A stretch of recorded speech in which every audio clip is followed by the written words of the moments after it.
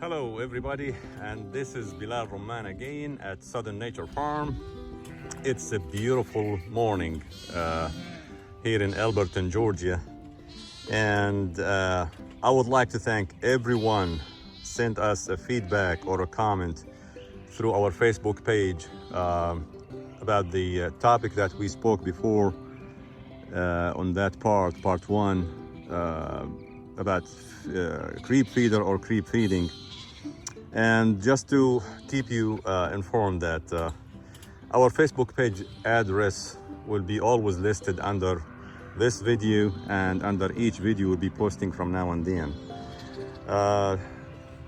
If you would like to visit our Facebook page and like it, this way you can receive regularly notifications about what we do and what we're practicing here, so we can share it together, and hopefully we can have more communications and sharing some ideas between each other. This way we all get the benefit from that. On part 1, I presented a practice and talked a little about creep feeder and creep feeding. And if you didn't have a chance to watch that part, please feel free to go and look at it and watch it. And if you have any comment or any questions, please feel free. We are here for you. And I would like to hear from everyone who's watching that video. If there is anything wrong we can do, or we are doing, or if there is anything we can maybe do it better, or if you have any better idea that you want to share it with us, that will be always welcome. And from that practice, and out of that comments that we received, and also out of the experience we have here, I try to summarize a few points here that summarizes the questionnaire that also I made when I decided to go through this process or through this practice, which is the creep feeder. You know, everyone want to go through a project, want to build a project or prepare a project. At least you have to have the little questionnaire to see what's the return of that project or that topic. And I think all of us would like to run his farm and have a full control on the investment and the return as well. So based on that, my questionnaire had some points that will lead us to that area, which is controlling the investment and controlling the return.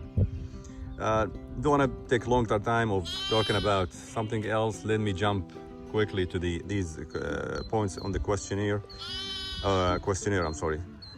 This way we can maybe talk about some other topics next time, and hopefully I'll be preparing a goat topic that we maybe can share it together as well.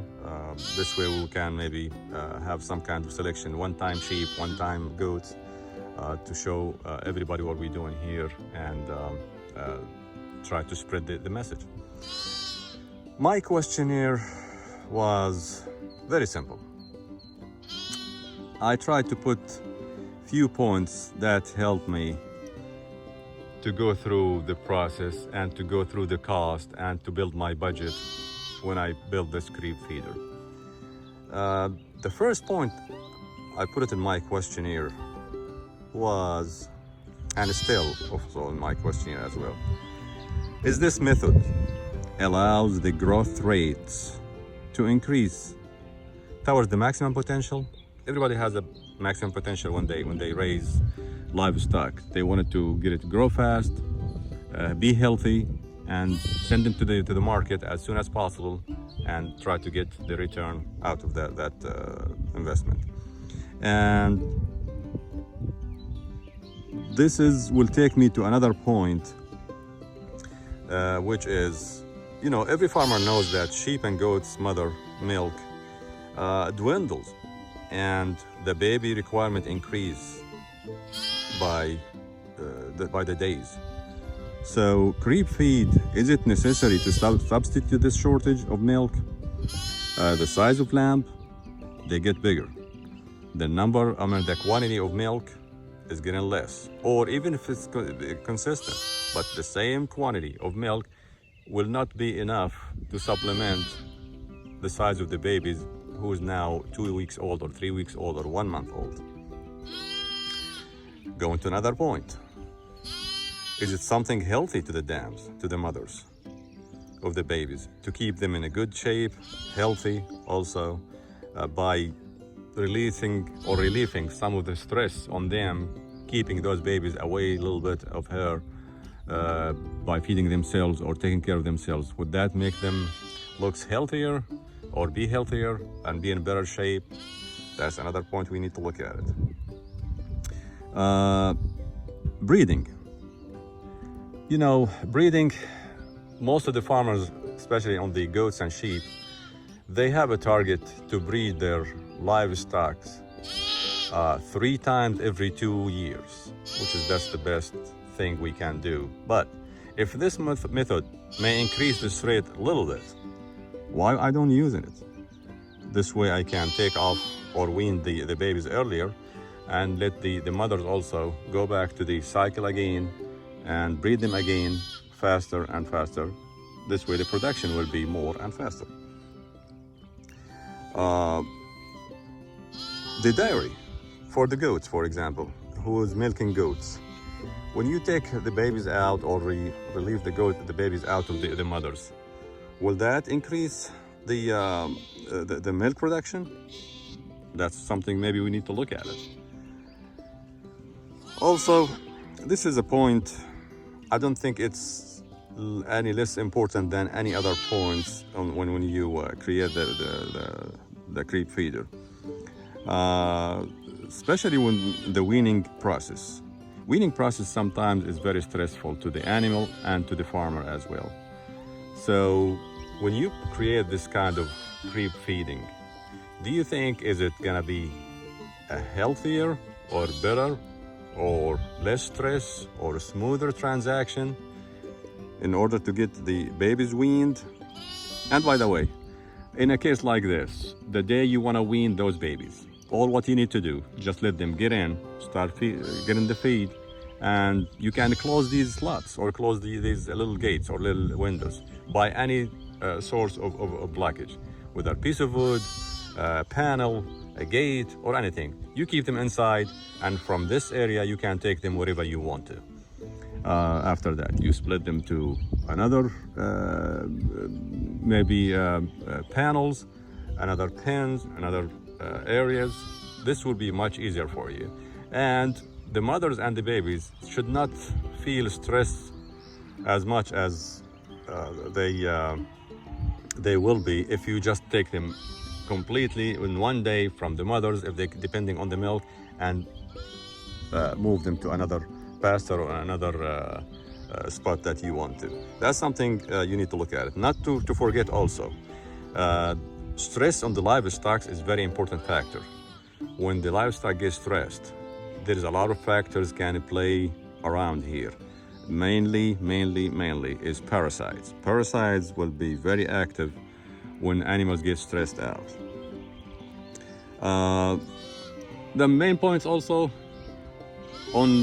between the adults and the babies is the creep feeder prevent adults accessing the supplementary area to the babies and give the babies some kind of privacy.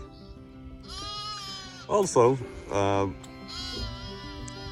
every farmer has pasture, and these pastures, there is no way they can have the same quality of food in all year around.